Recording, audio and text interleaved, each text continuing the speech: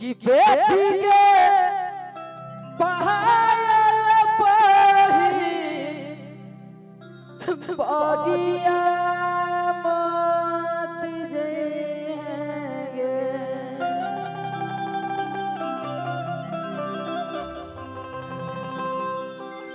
Camera वाले भैया वहां से फुटेज कर लीजिए, वहां से थोड़ा सा हमरो दुकानिया चले दीजिए, अपना दुकानिया चलाइए, मेरा भी चले दीजिए।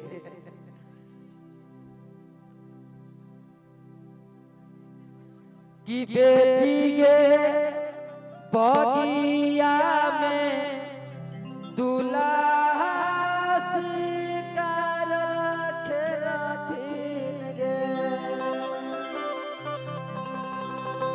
एक पिता और एक माता, एक पूरा परिवार जब बेटी विदाई होती है तो सुबह सुबह बोलते हैं चलेगा भैया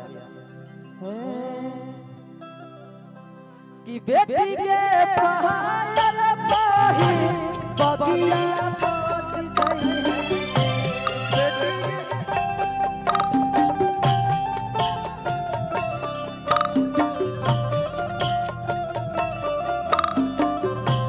बेटी के पहाड़ पही बगिया मत जाइए।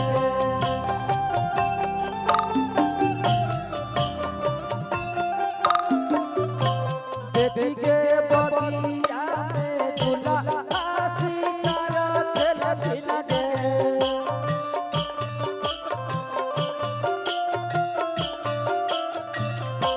बेटी के बगिया में दुल्हा शिकार खेलथिन गे।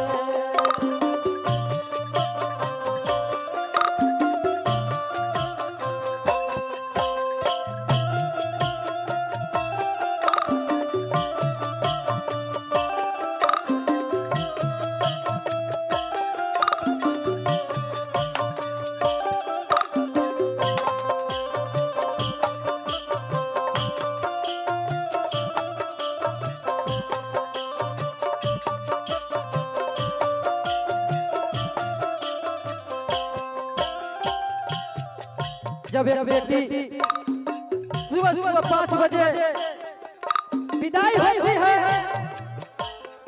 तो बेटी के पिताजी के दिल से आवाज निकलता है और कैसे कहते हैं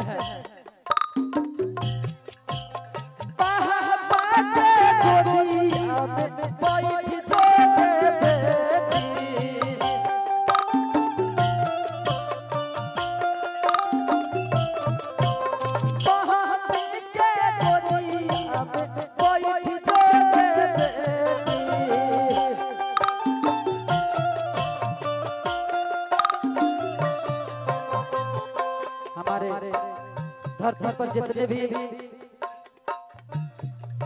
लोग जन्म लेते हैं और सियान होते हैं तो बेटे दान करते हो। बहुत माता पिता सौभाग्यशाली होते हैं जिनके घर में बेटी का जन्म होता है और वो भी अपना बेटी को कन्यादान करते हैं।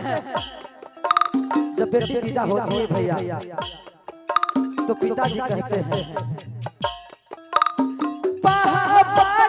गोदिया में बैठ जोगे बेटी।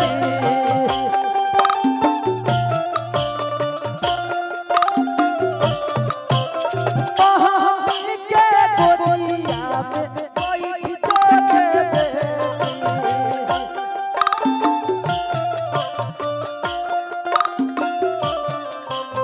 मम्मी के गोदिया सपना हो गए बेटी।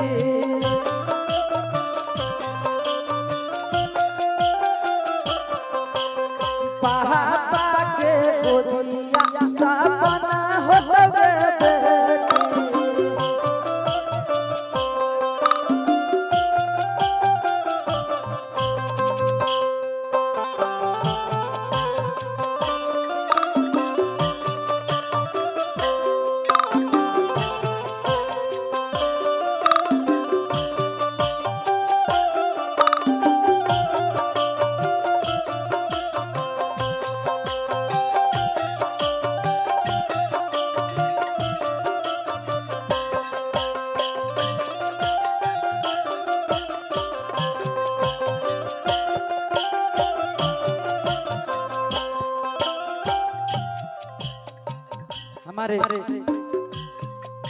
अरविंद चाचा जी आज अपना बेटी को विदा करेंगे। मुकेश चाचा जी अपना भतीजी को विदा करेंगे और चाची लोग भी बेटी को विदा करेंगे। तो हमारे चाची लोग के दिल से आवाज निकलेगा और हमारे चाची लोग कहेंगे चाची के गोदिया में कोई जोड़े बेटी,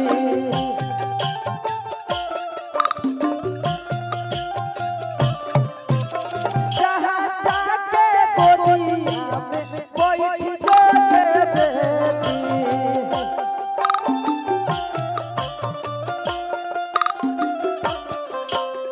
चाचा के गोदिया